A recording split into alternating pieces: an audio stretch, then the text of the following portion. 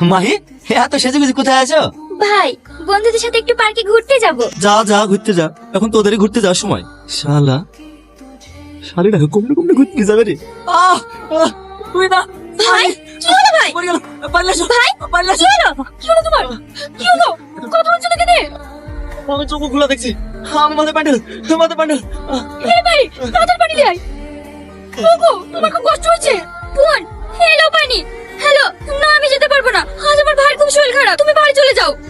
মাহি, তুই সিলিবিলাইজ প্যারালাইসিস হওয়া থেকে বাঁচনো। তাহলে ভাই যাই। বাঁচছে বাঁচছে। এই তোর তো একটু বিবেক নেই, আমাকে এই অবস্থায় ফেলে যাস কিভাবে? ঠিক আছে, লজ আসেনি। তাড়াতাড়ি আসেন ডাক্তার বাবু। আরে খাওয়া ছেড়ে চলে এসেছি, এর থেকে আবার তাড়াতাড়ি কি আসবো? এদের মধ্যে পেশেন্ট কে? এই তো ডাক্তার বাবু, আমার জামাই। আরে আমার ডাক্তার কেন? মাই পার্টি বিদিছে, হয়তো আমি সুস্থ হয়ে গেছি। পার্টি পেয়ে যদি ভালো হয়ে যেত তাহলে আমাদের মতো ডাক্তারদের ব্যবসা কবেই বন্ধ হয়ে যেত। আমি যখন এসছি ওষুধ দিয়েই ছাড়বো।